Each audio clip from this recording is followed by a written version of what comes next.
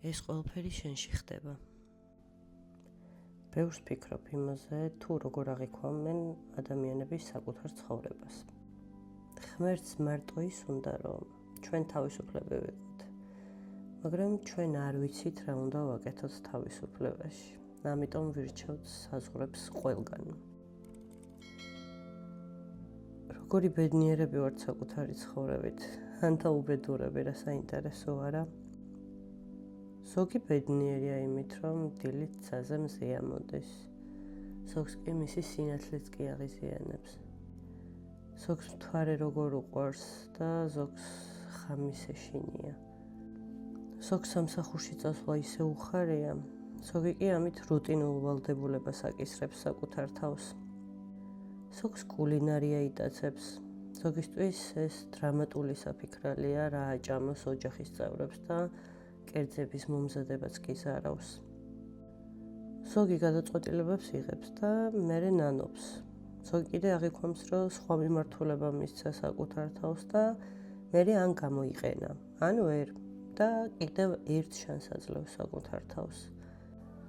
ზოგი დაეცემა და იგივე პოზაში რჩება მთელი ცხოვრება. ზოგი კიდევ წამოდგება, გადატყავებულ მუხლებს დახედავს, გაიღიმებს და კოჭლობით. მაგრამ მაინც გაუყვება საკუთარ მიზნისკენ გზას. მერე მუხლებიც კი უშუშდება მალე. ასე შეიძლება უამრავი მაგალითის მოყვანა და ეს ყველაფერი შენში ხდება. ამას ვერავინ ვერ ხედავს. ადამიანები ხედავენ იმას, რასაც შენ აჩვენებ.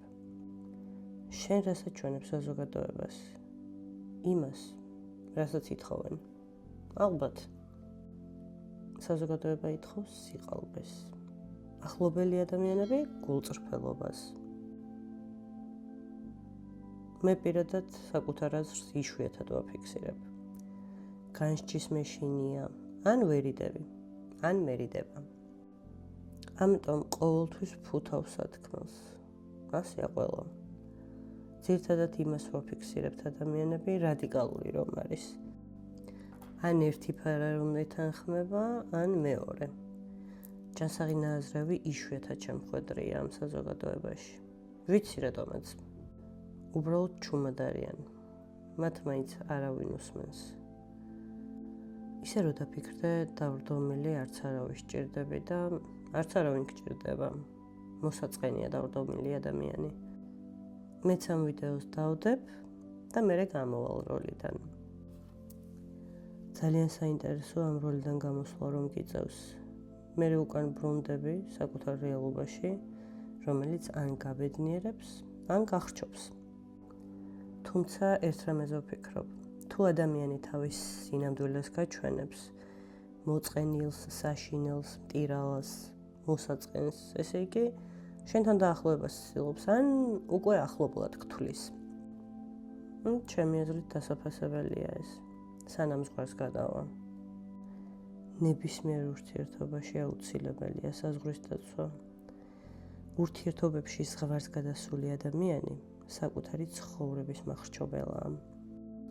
თუმცა ხშირ შემთხვევაში ძალიან რთულია აღმოაჩინო, რომ ზღვარს გადახვედი, იმიტომ რომ ამ ყველაფერს აღიარება სჭირდება და ამ აღიარების ძალა ყველა ზღვარ შეგვწევს.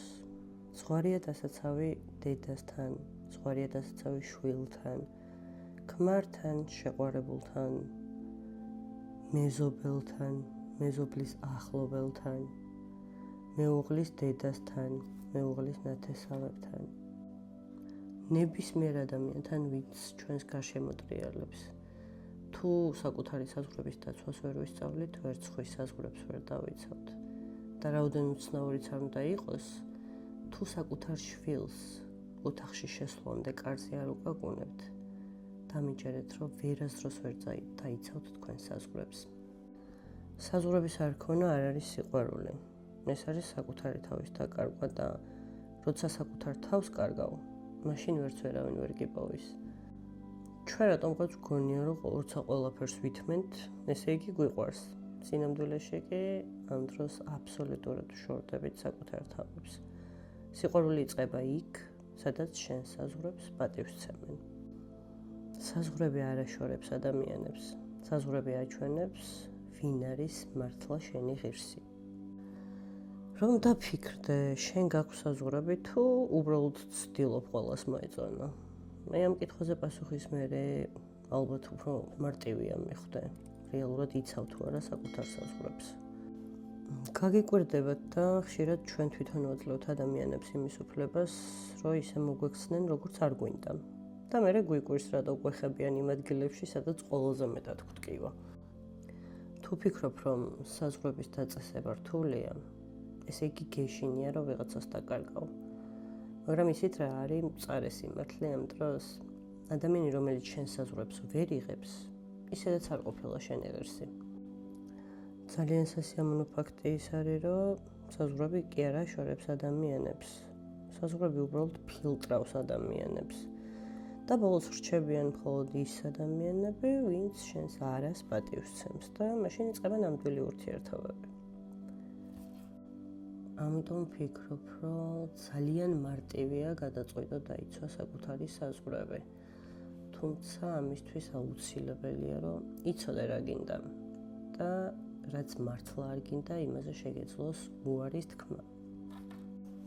ამ ყოველფრის გააზრების მერე ძალიან ჯანსაღ ურთიერთობებში შედიხარ ყოველთვის და გვერდით მხოლოდ ის ადამიანები ყავს, ვინც პატივს გცემს.